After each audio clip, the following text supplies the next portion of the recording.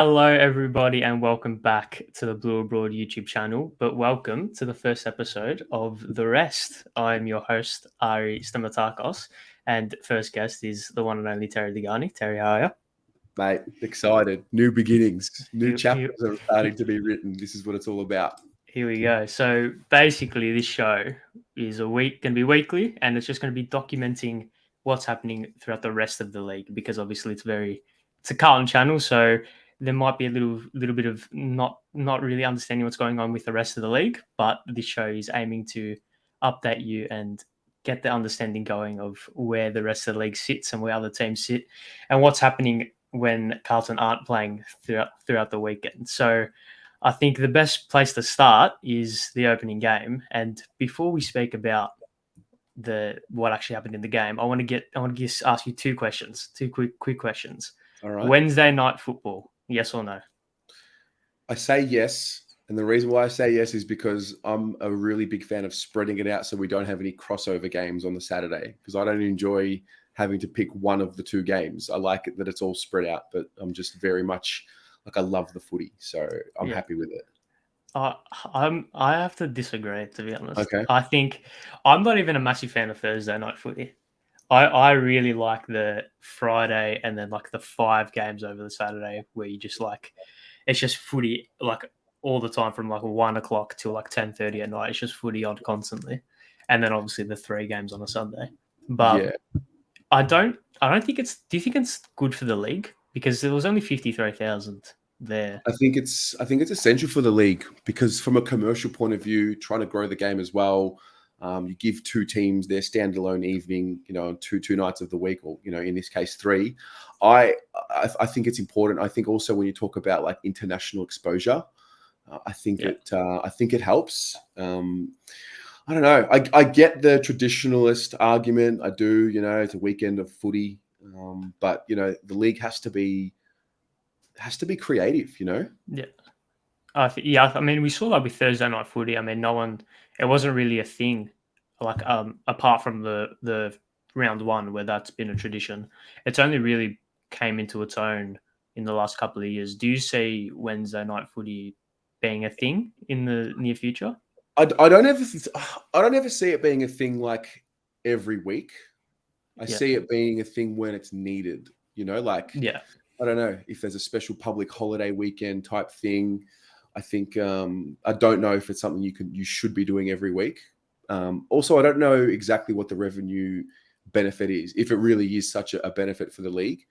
But I will say this: I was there on Wednesday, and I was bitterly disappointed that there was not 80,000 people there, and it just kind of goes to show. I know this show's called The Rest, so this is the Carlton side of things with the rest of the league, and we'll just call them The Rest. But yeah, I mean, from an attendance point of view, it might be a deeper issue though, because why aren't people coming to the footy? Is it because we're so used to what's happened over the last 2 years? Have our behaviours changed? Are we used to being at home? There's been a bit of a COVID rise in cases over the last week or so. I think parking at the MCG. There's a few things that went on. Yeah, I think especially when you compare it to the night after, which was 73, but it was 73, which sounded like 150,000. Yeah. So maybe I do think once we start, if it becomes a permanent thing, or not permanent, like semi-permanent thing, I feel like the crowds will start to like flood in a little bit more. Do you also think COVID still has something to do with it? As if there's like a little bit of angst still around it? Yeah, I mean, ultimately, man, our behaviors have been changed for the last 2 years. We're just used to being at home. So I think there might take a little bit of time for the crowds to just reach full capacity like maybe they were before COVID. But I do think in time they will rise. I also think like the Melbourne culture has now just had this injection of energy. So it'll be interesting to see over the next few weeks. What I'm a little bit fearful of is like, what happens now if a player gets it or whatnot and missing games. I'm really mindful of that. Like on our, in our situation, Jack Martin, Michael Voss, fingers crossed, nobody else. But I don't like that we're still kind of tied to it, if that makes sense. Yeah. We'll speak about Voss and Martin a bit later, but yeah. Do you see, like personally, when I think of Wednesday night, I think of maybe not Wednesday night footy, but the crowd slowly coming back. Mm, I feel that it needs to be 4, 5, 6 rounds of non-interrupted, full capacity footy without many COVID scares mm, before they start coming in, like they start flooding in. So I think around about round 10 ish, mm. maybe by the bye, we'll start seeing proper crowds back at the footy. Yeah. Do you have that same I hope mindset? so. I hope so. Yeah, I agree, and I hope that's true. I hope that Yeah, it's not like the next strain, winter, flu yeah, season comes back. I don't know. There's just so much unknown. I think that's why you just need to live in the moment. It's yeah, looking so far ahead. I imagine if we're good and if there are crowds every week, they will rise, because it's just a good time to go to the yeah. footy, a good thing to do with the family or whoever. But yeah, it's just a big unknown. Yeah, I think another reason I think this segues on to the next talking point Yep. why the crowd was a little bit more disappointing was because it was the grand final rematch and people thought that it'd be 70, 80,000. Does round one and does the opening game need that fixture? What it needs is two clubs playing that are not, plastic, fake. Yeah, They need two real clubs. And that's yeah, why Richmond and Carlton have yeah, been. I actually think having the Melbourne Doggies game has reminded the rest why Carlton and Richmond kick things off, because yeah, we bring in the crowd, we bring in the energy to the city. Yes, all right, Richmond have been beating us a lot, and but soon people are going to want to remove Carlton from round one because it's going to be too easy for us as well. yeah. I So, can't wait for that. It's oh gonna be mate, great. we are the AFL, so the Yeah, rest need to just deal with that. Yeah. So and we saw because the days who have come off a drought similar to ours in terms of grand finals, and then their grand final pretty much got 50,000, which would would barely feels bloody Marvel. So that shocked me. Can you believe that you win a granny and you have 58,000 people in round one? Like, you win a granny in Perth, you come back to Melbourne, and 58,000 people show up. Yeah, look, I get where the criticism of the Wednesday night game has come from that point of view. I still think it is an important fixture. You just got to get it right. But like, how do you know? How do you know? Yeah, it's You know? trial and error. It is. It always Really. is. It Yeah. always is. And the AFL never look back. They only predict forward. Oh yeah, of course. Do you think if personally my thought process was if Carlton Richmond was on a Thursday night, I would expect similar crowd to what we got on Thursday. You know what? I'll be honest. When I saw 72, I was like, Yes, yes, and a little bit of me was like, come on now. We yeah, need to be breaking the records. We need to be yeah, getting in the 90s, and hopefully that'll come if, yeah, they're good. A lot of people on our side are like, they wanted to see them beat Richmond before they jump on board. So we'll yeah. see if that brings people. It was also let's not forget even a game between two teams that finished 12th and 13th or Yeah. 11th and 12th, whereas first and second, one of the best grand finals and one of the most entertaining grand finals, especially for that first three quarters. Yeah. To get 58,000 or 53,000, whatever it was. Now, what were your thoughts on the game itself, rather than the whole spectacle of it? What did you think about the two teams and Mate, etc.? that first quarter, I thought Melbourne were an 8-goal better team, and they Yeah, just didn't capitalize on their chances. They looked crazy good in that first quarter. The Dogs just could not get their hands on the footy, and when they did, they didn't use it anywhere near as well as what the D's did. They're so impressive. I'm a yeah, big fan of the Melbourne Footy Club and how they play and how they yeah, just connected. They know where the next player will be. yeah. It's Yeah, so this is exciting to unison, watch. this unison and cohesion, which I think which built like off the flag success. I think they're only going to get better because they've got their game plan sorted, and it's just that unity that they're going to kick on with. And I don't see anyone, especially early on, stopping them. I think they're going to go on a similar run like what they did last year. Yeah. Well, do you say that as well? Yeah, I mean, you look at them, they added Ben Brown last year. I think he just looked a lot more comfortable Yeah. I left the game thinking, wow, Ben Brown can do some serious damage in the Coleman this year with the supply that they Oh, have, yeah. because they get the ball in space and Yeah. move it so well, So, the Dogs did obviously get ahead. I actually found myself looking at the game and wondering, like, how are the Western Bulldogs in this game? I didn't understand how it was happening. I mean, It Norton was had a pretty good second, but yeah. it was very similar to the grand final, Yep. like eerily similar. And it Yep. was this thing of all of a sudden within 10 minutes the Dogs have kicked 5 goals or whatever it was, and Yeah. Norton's run a mark. He kicked a couple, and then they're in front, and they held on to that lead. Maybe not the lead itself, but that kind of dominance for a while. But then, I mean, this is probably the biggest talking point. Christian Petrarca just took over the game, and he Wines may have Charlie, but Christian Petrarca is the best player in the comp for me. Couldn't agree more. He's absolutely He's the a best freak. player in the comp. Yeah, the things he can do, and he's kind of got this. He kind of lurks, and then he just pounces, and he just knows when to pounce every time. Yeah, very intelligent footballer, and we see that because he's obviously built like a beast. Like he's got this power, like freaky strength, really quick, especially over 5 meters. That normally comes without the football IQ as well. You normally have one or the other, whereas he's somehow got both. Yeah. And he's still relatively young. He's got some years on his side. He could be scary in the near future, especially if the D's continue this run that they're on. Yeah, there's this other notion about him. I don't know if there's any Melbourne supporters watching, but obviously he had done an ACL early in his career. Yeah.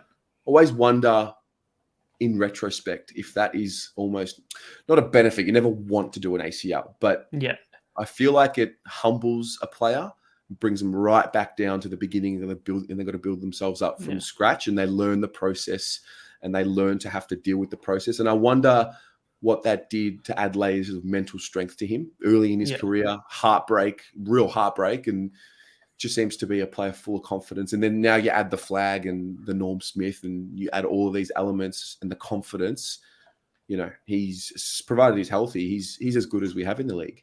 Oh yeah, and it's that character building that ACL early, especially when you're a high draft pick. Yeah, it's this.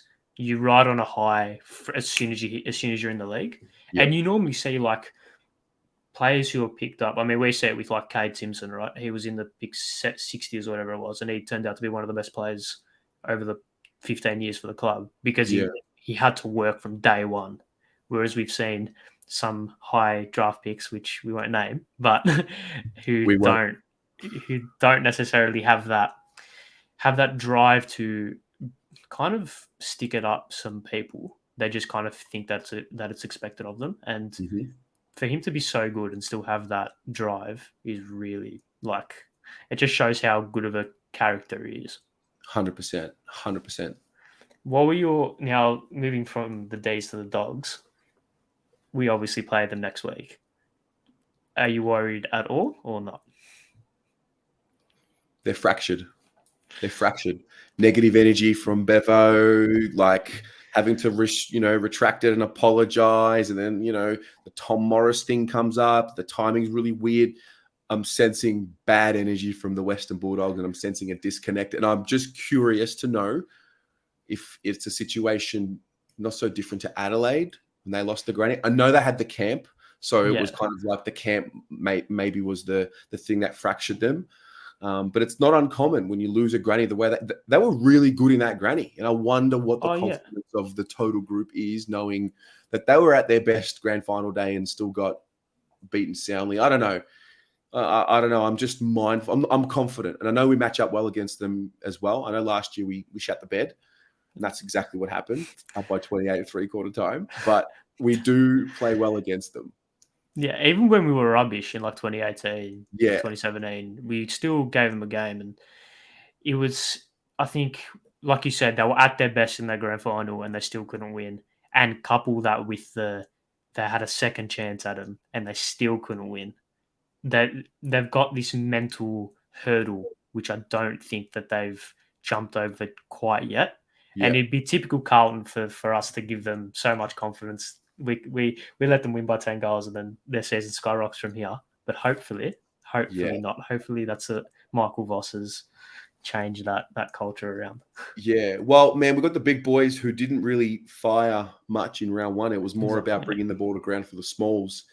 And, now we've got Harry and Charlie in the side, and they have both traditionally, really challenged the Dogs. Charlie's had his best game of his career against them. Harry's also had one, if not the best career game for him against the Dogs. And I mean, they got Keith. That next back is a bit of an issue for them, or it was a bit of an issue for them. Keith was getting pretty well beaten by Ben Brown on Wednesday. Next week it's Harry Mackay or Charlie, whoever it is. So I would expect our big men to get up and about for that game and really trouble them, stretch them. I look to the midfield personally. I see that Bont, Treloar, Libba, Smith, that like theirs, and then ours who's dominated the Tigers. That's what won us the game. Our midfield, especially the centre clearances, we killed them. So, especially considering how much our midfielders hit the scoreboard. Like Chara kicked one, Kennedy kicked one, Hewitt kicked one, Cripps kicked 3. Like our midfielders got on the scoreboard. O'Brien kicked one as well. So if we can challenge them defensively, that could potentially couple the pressure and really just add that uncertainty to their game plan. Mate, I think it's going to be a really entertaining game because we both want to play the same way. We want to handball our way through trouble and run. I think it's going to be a big spectacle. And I will say this, there better be a full capacity next Thursday. There's no excuse. There's no excuse. Because we now, obviously the Carlton fans will bring as all of us if we could, right? And the Doggies fans, it's their home game. It's their home ground, really, I would say as well. They're not a real club, though. That's the problem. Yeah, like no one's a real club compared to us. They're not a real club. Yeah. Mate, their cheer squad on Wednesday were barely there. There were just holes at the MCG. It was crazy. Yeah, that was weird. Yeah, that was weird. I thought they'd fill it out more, especially the active support, if you could call it that. Absolutely. But you'd want 50 plus at Marvel on Thursday, surely. Bring the noise. I'm so excited. I'm so excited. Mate, imagine 2-0. Imagine. All right. Just relax. So we'll move on to that, but stay on topic a little bit. We'll talk about the events that perhaps overshadowed the actual game. Yeah. The press conference. Now, what was your immediate reaction to the press conference itself? My immediate reaction was, wow. Yes. Wow. Because obviously, there's the infamous Mick Malthouse press conferences, and at the start, I'm kind of ranking them against it and seeing, was it as bad as that? It was pretty. He went deep and he kept going. Yeah, he didn't stop. Yeah. And for me, it just shows a guy that's cracked under pressure of something, and he's let his emotions slip in. And I'm thinking it's round one. Like, all right, you're a bit pissed off at Tom Morris. The story was right. It wasn't a wrong story. So that's what leads me to believe there's something else going on with the Doggies, But you can't be doing that. It's tough. It's a tough caper, and keeping your emotions in check is also difficult. He's a human being. We're not perfect. We all have our faults. And it was just Bevo's moment to lose his cool and let the emotions get in. Yeah, I was listening to it with my jaw dropped. I was like, what on earth? Because there hasn't really been, I think you see it a lot more in soccer with this coaches or players going after journos. But seeing it here and seeing it especially so early on in the season was really surprising. And like, I'm still kind of speechless. I still don't really have a clear opinion on it because it's just so, like, was Morris in the right in terms of reporting Lockie Hunter, and then even in the grand final with Alex Keith, or then I think Bevo was entitled to have a little bit of a dig, not to the extent that he went to, but to at least stand his ground and say what he thought about what Tom Morris did. I think that's something he picks up the phone, calls Tom and says, listen, Tom, next time you get some sort of information, give me a buzz, confirm it with me, don't play game. Or, if he felt like Tom owed him the phone call or the message. I don't know if Tom Morris owes Bevo or the Western Bulldogs a phone call to say, I've got this information and I'm running with it. Yeah, it's the nice thing to do. Yeah.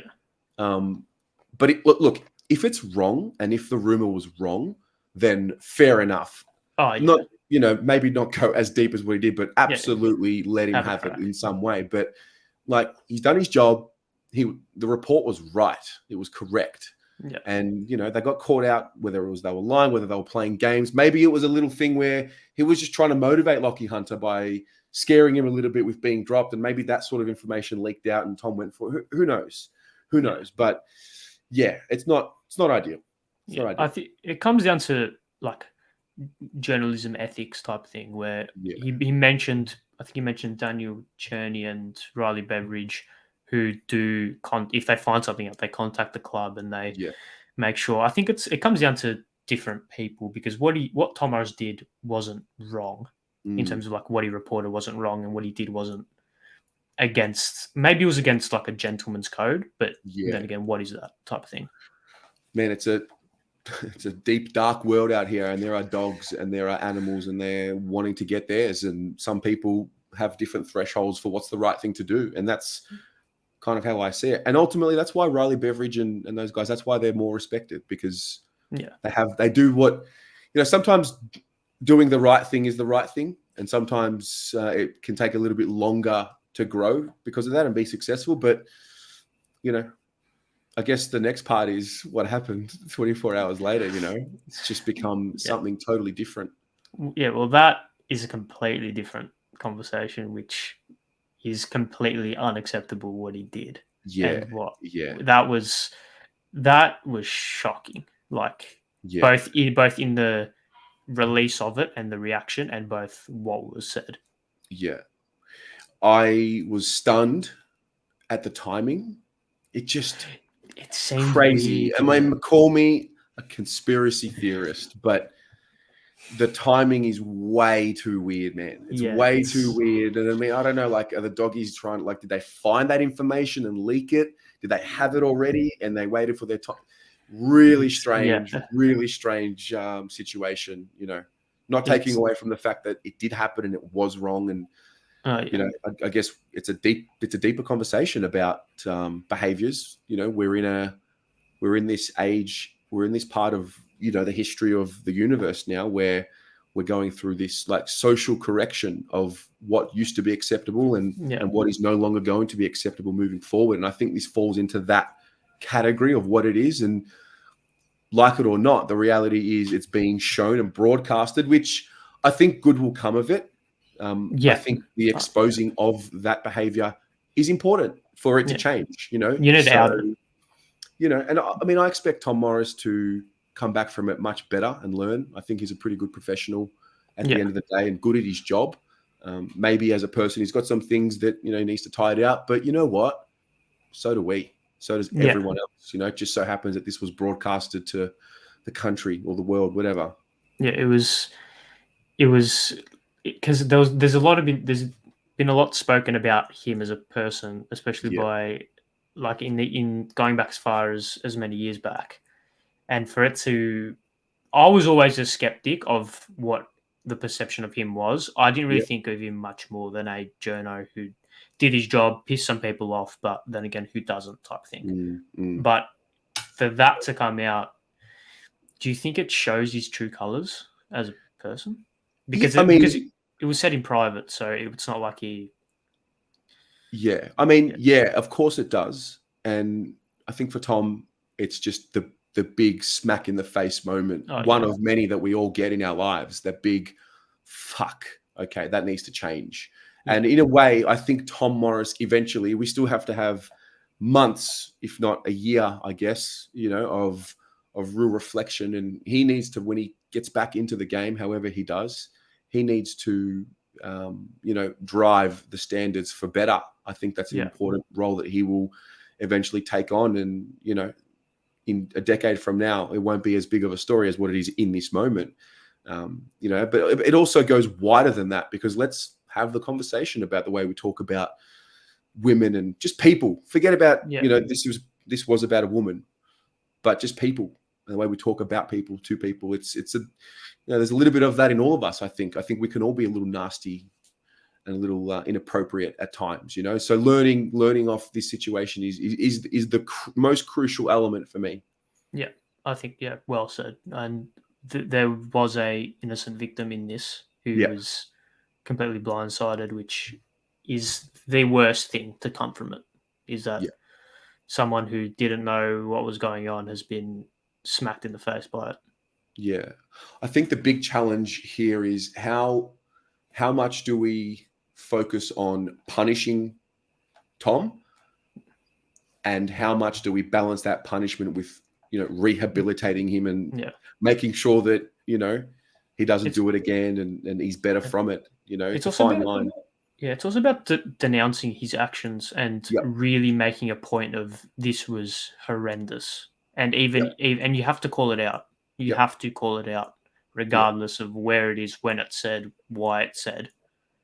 It's unacceptable, or in any platform, it's unacceptable. So I yeah, think for me, the more we denounce it and the more we try and learn from it, yeah, the better we will come out of this. Because you can sit here and call Tom a dickhead or whatever and start abusing him, but at the end of the day, what's that ultimately going to accomplish? Whereas if we really learn from it, denounce his actions, and rehabilitate as a society, yeah. we're gonna get a lot more from that in the long run. For sure. And it's the doing. It's not the Yeah. posting and the tweeting because a lot of this world that we live in is, oh, if you don't post this, you don't do it. Like whatever happens on and whatever everyone presents of themselves on social media is irrelevant if the actions don't match. So Oh yeah. it is about the actions changing, and Yeah. at the end of the day, I just see evolution in so many ways. Things are just evolving. The way we talk about certain topics, the way we label certain things, the words we use. I think what we're trying to deal with now is the treatment of women, in this situation, homosexuals. It doesn't, whatever Yeah. gender is. What matters is making sure we That we do it. don't. Yeah. Yeah, make sure we do it right. Making sure Yeah. we don't discriminate, and that's a real deeply rooted issue into our being, into our Oh yeah. minds, into the way we think. That takes time. It takes a lot of time to rectify. Are we getting better? I think so. Do Oh we yeah. have a long way to go? 100%. Absolutely. Yeah. So it's just the history of time. Where we've got to just continue to get better. Yeah. Perfectly said. And obviously, like, actions speak louder than words. So Yeah. we can say, we can tweet, we can put Instagram posts up, however Mm, much we want, but it's all about doing it and yeah. making sure that we act in an appropriate manner. Yeah. Now, moving on to something light, some lighter things. Yeah. Lance Franklin nearly kicked 1,000, or he kicked one. It was never happening. It was Really? never happening. Mate, he's playing on Phil Davis. Phil Davis ain't giving up 5 goals to Buddy. Yeah. I found it amazing because it was such a build up, and Yeah. in Yeah. my head, I had a look, and I was just wondering, is Davis going to play? Because as long as Davis is playing, he ain't kicking 5. It would have been great if he did, though. It would. It would. I don't know when it's going to happen, but it will happen. It will I, definitely happen I think it'll happen next week, to be honest. against the Cats. Yeah.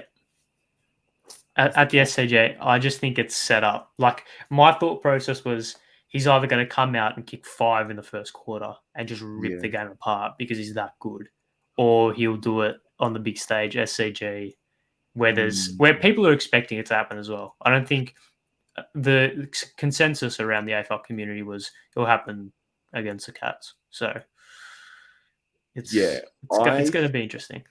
I think, if I had to guess, I think it'll happen in round 3, which will be a logistical challenge for the AFL because at Marvel, Yeah. they're playing. Where are they? Playing the Doggies on Thursday night, and I think it'll happen then for some reason. Yeah. Well, he'll I kick don't a know. couple against the Doggies regardless. Yeah, but can you imagine, like from the AFL's point of view, they need to be prepared. That every game they need to be prepared Yeah. for it to happen logistically, making sure everything's in place, and there's a lot that goes on to run the league. There's a lot. So They'd want it you done. you just get it over and They'd done want with. it done, yeah. Yeah, yeah. But I must say, I did like that the umpires didn't look to pay him free kicks when he played. Yeah, I saw that as well. His only goal was from a free kick, but they didn't. There was a couple which most people would have given it just because of the circumstances, but they did well to adjudicate it down the line and Yeah, man. not favoritise, which you want to see. Absolutely, yeah, 100%. Yeah. And it was a good game. I watched that game. It was a good game of footy, tough Yeah. game of football. Yeah, really, yeah. I think Sydney derbies have always been, obviously there was one last year that went down to the wire. They're starting to become really intense games, and that rivalry is really starting to be what the AFL wanted it to be from day one. Yeah, man. I was just impressed. There's just young kids coming through. Tom Green. Yeah. Unreal. That Giants side, I mean, scattered with unbelievable kids, and they keep finding them. Like you had that first wave of Whitfield, Kelly, Canelio, Yeah. and then now it's Tom Green, Lockie Ash, all these kids who are just ripping it apart. If only Carlton had that development skills, but anyway. Mate, we do. Don't worry about that. It's here now. Got Vossi. Yeah. We'll fix it all.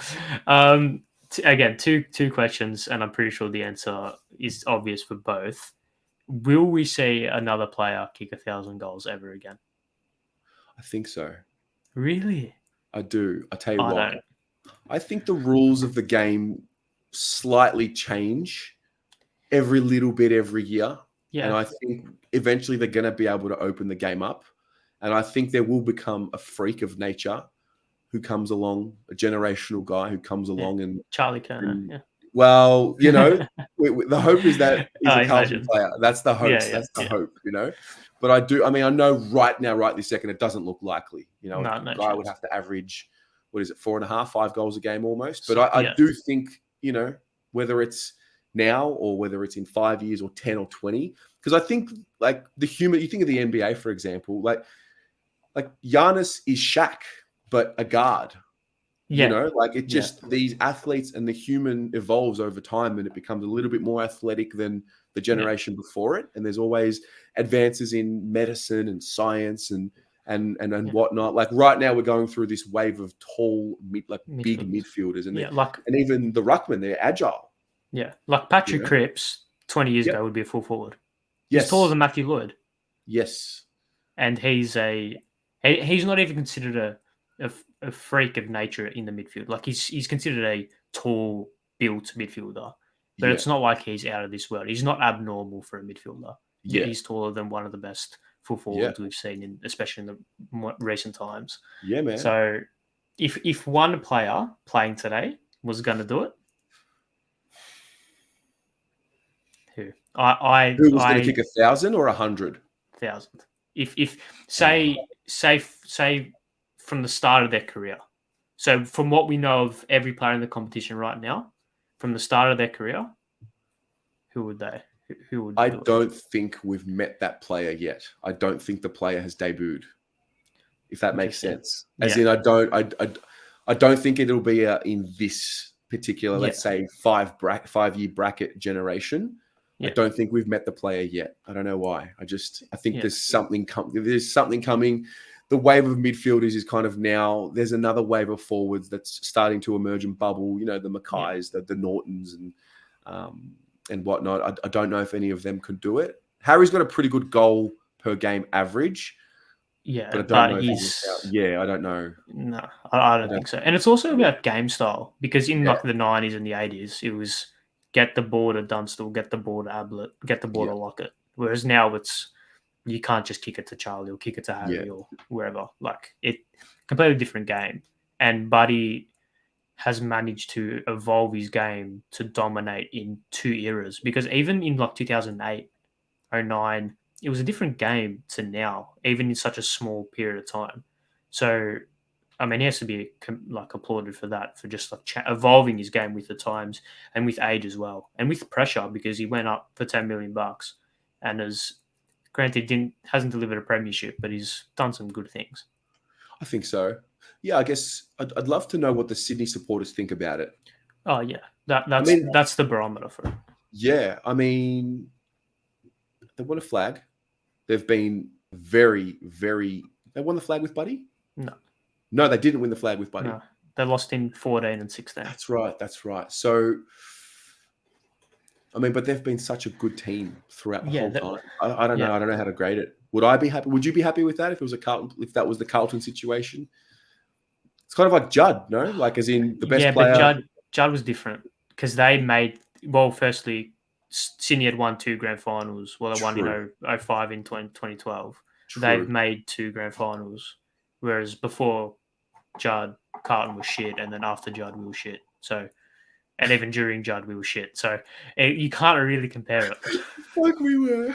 Yeah, it Oh sucks. man. And I didn't even know what was going on. I was like 6 years old when he came. I think he came in Yeah. 08, 09. Yeah. I was 5. I thought, oh, who's this bald headed guy that's dominating? And my That's dad your was like, mom. we're going to be premierships. I was like, yeah, sure we are. Such a good year when he arrived. Life was so good. Yeah. Oh, I can imagine. Mm. Moving on to the game before it, and I think we've seen the best debut potentially ever in Nick Martin. I don't know who that kid was. No, Never no, heard of him. same.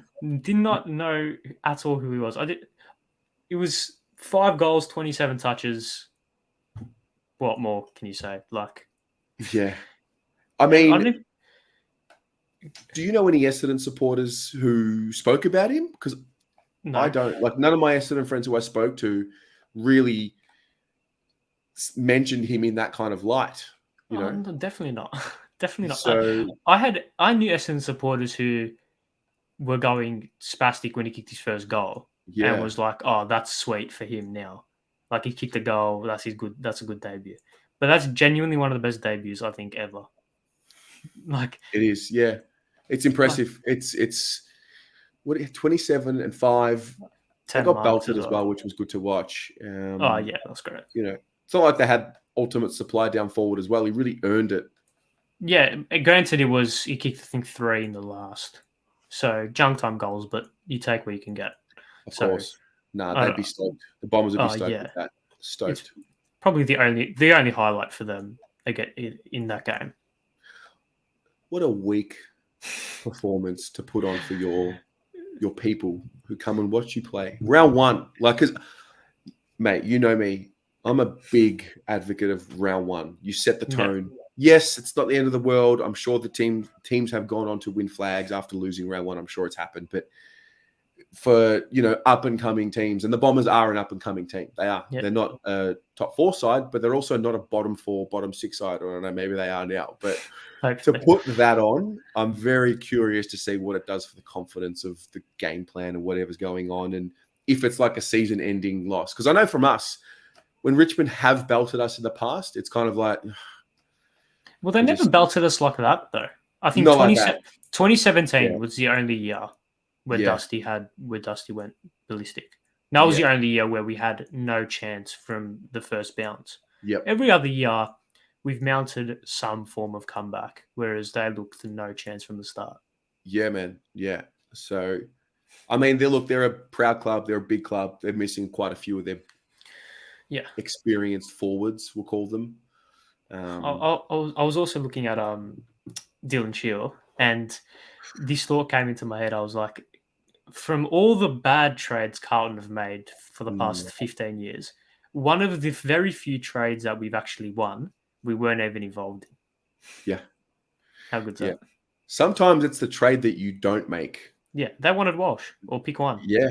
Can you Yeah, can you in your dream. imagine? Can you imagine? No, I can't because no one No, would have been that crazy. Surely yeah, not. no, No, no. That surely was not. like Wayne Carey saying we should trade pick one for like Tom Bug and Sam Yeah. Frost, which I don't even what. Like he was like, oh Yeah. yeah, we should trade for. What do you say? Like we should trade pick one for like 5 B plus rated players or B rated players. Like why? We've literally Yeah. got the best midfielder in the comp, or one of. In Walsh. It's fascinating what playing for the Giants does because there was that wave of Giants players that Yeah, just came back to Melbourne, and we look at them from afar now, outside looking in. Like right now, you look at them and big names: Whitfield, Canelio, Kelly, Hopper, all these guys. And you're like, oh, you'd love to bring them into your Melbourne club. And I wonder if there's a bit of a pause on that for now, yeah. or Well, just from the standpoint of like overpaying Zach Williams, Yeah, well, we tried it, and we got in Christian Jackson, Reece Palmer, and those. I think Andrew Phillips was one, Lockie Plowman was one. So List cloggers. Shout out list cloggers. shout out his cloggers. I mean, they're the definition of like just shit players, like Liam Sumner. Like, Yeah, come on. it's tough, man. And they were the players that we were pinning our future on. Those were the young kids that Wayne Carey was like, oh, we can build our future on if we get rid of pick one. Yeah, it's a tough Blaine one. Boquist, It's a tough one. Oh, Clem God. Smith. We have so many laughable old names, don't we? Yeah, Matthew Dick as well, playing off halfback. Yep. Blaine Boquist. Anyway, we could literally do this for 40 Reel minutes. them off, mate. Reel them off at the time.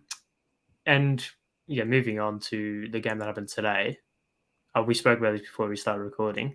I think I've just seen the play of the game for the play of the season. Heath Chapman in the dying seconds produces a, dare I say it, a Wayne Harm-esque fist back into play, which led to a win.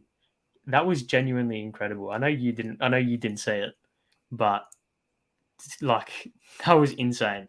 Under pressure as well. It's one of the things that separates good footballers from like really good footballers. And I know Heath Chapman's not an elite player, but he just had, like, you can tell from that play, he has something in there that you can build off. It was interesting because he didn't have a very good game. I did miss I can't believe I missed the very ending of it, like the most important moment. I watched the whole game apart from the last 7-8 minutes. I was tied up, but they rate him really highly. And the fact that he did that after a game where he didn't really have a lot of impact just goes to show. And that's how you build confidence in those new players, you know?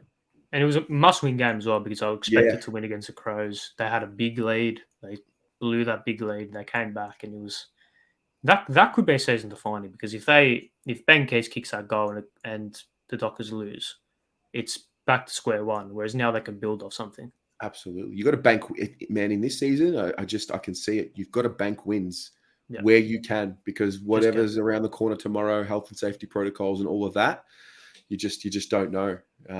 I tip the Crows. I'm a little bit flat at that, to be honest. That's no good. Yeah. Speaking of health and safety protocols, we mentioned it earlier, but Michael Voss and Jack Martin, as well as a couple of other, I think it was like coaching department or like backroom staff, are now under those protocols for the Blues. What were your thoughts on that? And also, does it ruin the integrity of the season? I don't think so. I mean, it is what it is. The rules are the rules. I'm not fazed by it, to be honest, from a Carlton point of view. Next man up. Everyone's doing their job. You know, do we move to a situation where we look at swapping games to allow for 7-day quarantines? The thing is, if you do it now and you can't do it later in the season, you got to set the precedent. So the AFL have a serious, question on their hands, but it seems like they're going to go with the route of, no, we're staying to the fixture, how it is, as it is, and when it says to play. So it's a tough one. It really is. But we know it's coming. It's not like it's been a shock to us. We knew that we didn't know exactly how the situations would emerge, but we knew that there are these unknown circumstances that are going to arise. And it's just part of living through the pandemic, part of all of it. Because with the pandemic comes regulations, and with regulations comes inconsistencies here and there. And, we've just got to, again, bank wins early, get them on the board as soon as you can. I think the AFL have gone about it well. Like, it's happened. They were on it pretty early. And they're being rigid in terms of what they said. They're sticking to it. We're not rescheduling games. And I think, it sets a precedent, which is like, this is the era, or this is the time we now live in. These are the consequences for, I mean, they didn't do anything wrong as far as I know, but this is what happens. This event happens, these are the consequences, and we just move forward from there. I don't think it's too much to worry about, especially from a Carlton perspective. I think we will be just fine on game day. I mean, it's an interesting situation because you've got the Collingwood AFLW team where they had 15 players. I think that's a bit of a different scenario because it was like half their playing list. No, that's what I'm saying. What my point is that we have that situation where 15 players test positive or are put in protocols. Carlton, as it stands at the time of filming this right now, there are no other players that have tested positive, and everyone's returned a negative result. And I guess it's a question of, we have only just recently been boosted as a club. So we had a booster day. I think it was about a month ago at the club. Yeah. And so I'm curious. The boosters. We're just putting our faith in the boosters and hoping that they work their magic and hopefully it keeps the virus away from the players for real. Hopefully this is maybe not. I don't think this is going to be the worst of it, because I think it will come at some stage, especially during the winter. Yeah. But hopefully nothing serious comes out of it. Hopefully it's just they're put in for a week, they come back, and it's all fine. Hopefully that's the case for every scenario in the season. Hopefully. Now, moving on to the rest moments of the season. And so basically what this is that every week there'll be a moment of the round, which we'll nominate. And then at the end of the season, the viewers will vote for the moments of the season throughout each round. Mm-hmm. And maybe a little bit of bias in this, but I don't think it is at all. It was Sam Docherty kicking his goal in his return game. Unbelievable scenes. Absolutely. Yeah. Full testament to him, his family, the footy club, the way that everyone united around him. And, that's what makes the Carlton Football Club special. Most footy clubs, it's a family, and they all get around their people and they look after them. And it's just a great story of perseverance, and it's a great story of just true character. Oh, yeah. I could go on forever. Oh, it really is. It really is. And 2 ACLs, 2 cancer scares. He comes back, and not only did he kick a goal, he played very well as well. Yeah. It's seriously something which transcends football in terms of he's not a footballer that's done this. He's a person that has come from this adversity and has aimed for something and has got it. No matter what walls have been put in front of him, he's broken through them and just kept going and going. And if that doesn't lift our boys, then I don't know what will. Because of course it will. He is a real life superhero. Yep. For what he's come through is unbelievable. For sure. Just to see the crowd up and about, and to see him receive the love from everyone, it was just so well deserved. So much, I get speechless talking about it. I just lose, everything, every ability to speak. It's just, it's super. It's a super story for him and for footy as well. Yeah, it's a beautiful. It's like I'm a bit speechless in trying to describe it, because I don't think any words can put into context or justify or try and explain how what he's done. It is seriously out of this world how he's done that, and full credit to him, because I didn't think he'd play footy again, but I guess that shows my character compared to his. Well, yeah, I mean, I just didn't know. It was so hard to do previews for him for the season. It was so hard to talk about what to expect, if to expect anything. And it was such a difficult topic for me to, communicate about. But he's here now, and whatever. Are there going to be bumps along the way with getting up for games? I don't know. I don't know. I've never gone through what he's gone through. I don't think there are many people who have. So, I guess it's on him, and he's shown a really good start to the season now. Yeah, it was beautiful to see. Really, really inspirational stuff. And we're going to touch on the last thing. Obviously, we're recording this on Sunday night, so the Gold Coast West Coast game has just started. Yep. Quick prediction, really brief. I tipped the Suns. Suns. I think the Eagles have really lost the engine room. Shout out to Sam Petrovsky-Seton, who's playing his first game there. We'll always have a little soft spot for Samo, whether I love Samo. Tough or not. It just didn't work out, and still love him. It is what it is. But I'm tipping the Suns. They're always good at the start of the year as well. Yeah. And I think when people watch this, if they're watching it on Sunday night, I guess they'll know the result. But I am tipping the Suns. I will agree with you there. I think they'll be too strong for that depleted waffle West Coast team, which somehow still beat us last year. But anyway, let's not move on. Let's not talk about that too much. You went there. That is all for the first episode of The Rest. Terry, thank you very much for joining me. Pleasure to be here, mate. It's exciting. Like I said, good times ahead. Yes, it's going to be exciting. So thank you all very much for watching. Leave your thoughts on the round and the actions of footy throughout the weekend in the comments below. And go the Blues.